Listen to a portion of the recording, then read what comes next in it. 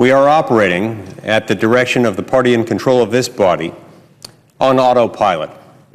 It's easy to operate on autopilot. In many ways, it's far easier than operating not on autopilot, especially when we're spending more than $1.5 trillion a year more than we're bringing in, more than $1.5 trillion every year more than we have, continuing to bury our children under a mountain of debt. When you're on autopilot, you don't have the same constraints, the same hard choices, the same prioritization demands that need to be made that Americans make every single day as they manage their homes, their lives, their families, their businesses, and state and local governments. This is unfortunate, it's unnecessary, and it's shameful. It shouldn't continue to operate this way. An enterprise as large as the federal government, which brings in $2.2 trillion every single year, having access to more money than perhaps any other institution on earth, ought to be able to operate with a budget. It ought to be able to pass a budget. It ought not be operating on autopilot so as to insulate itself from critiques, justifiable and unjustifiable alike, from those who would say, why are you doing it this way? Why are you doing it that way? It ought to have the debate and the discussion that is necessary, that necessarily surrounds the budgeting process in any legislative body, in any republic around the world. In the process of operating on autopilot, we're severely exacerbating our deficit problem with our national debt now totaling nearly $15 trillion. What then is the solution?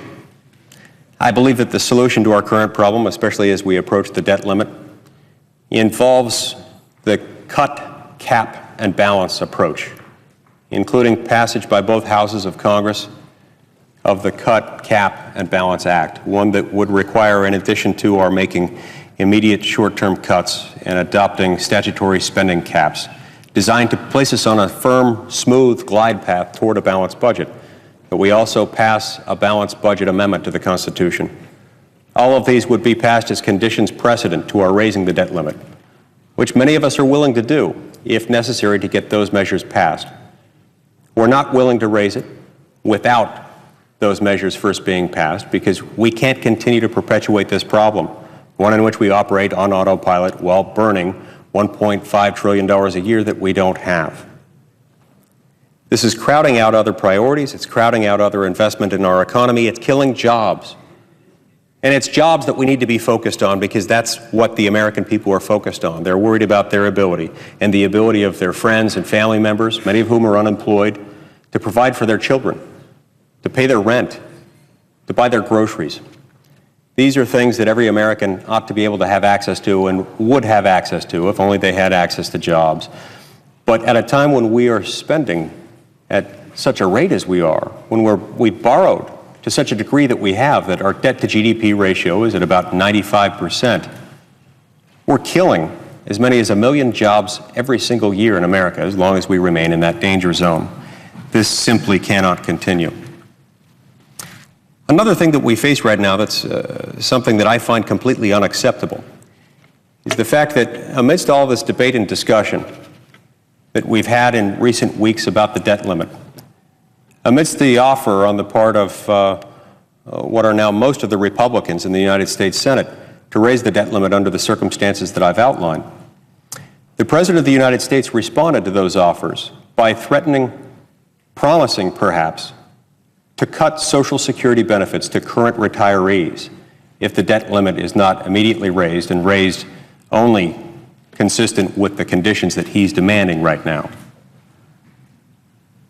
I fail to understand, Mr. President, why the President of the United States would prefer to make so hasty, so cruel, and so reckless a threat as withholding Social Security checks for current retirees before looking at any other federal program. I mean, look, we borrow at a rate of about $125 billion a month. That's a lot of money. A lot of people don't make that much money in a whole year.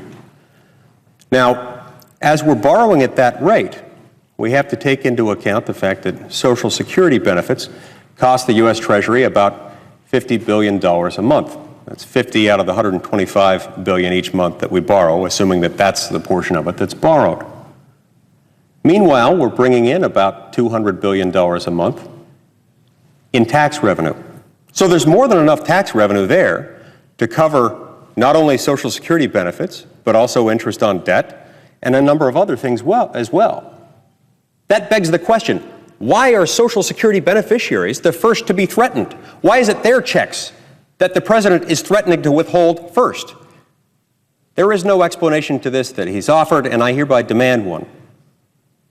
I think our current retirees deserve more than to be used as pawns in a high-stakes political game, one that uses fear and uncertainty and doubt rather than reason and discussion and debate and willingness to compromise. The need for this has never been greater. The consequences for disregarding the need for debate and discussion have never been higher. I urge my colleagues and I urge all Americans to work together to find a solution to this, a solution that need not involve and should not involve threatening America's most vulnerable, including her retirees who rely each month on Social Security, with withholding those benefits simply because the President of the United States is unwilling to compromise, is unwilling to meet the conditions that many Republicans in this body have acknowledged are their conditions, precedent for raising the debt limit. There is a way forward. There is a road that will take us home. And the road home can be found in the Cut, Cap, and Balance Act. This is not just the best proposal. This is the only proposal that currently has significant public support from a substantial number of members of this body. Sometime today or tomorrow, companion legislation will be introduced in the House of Representatives, and it will be moving forward. I urge my colleagues to carefully consider this, and I urge my fellow Americans to carefully consider these and to urge their representatives and their senators to embrace them and to adopt them. Thank you very much.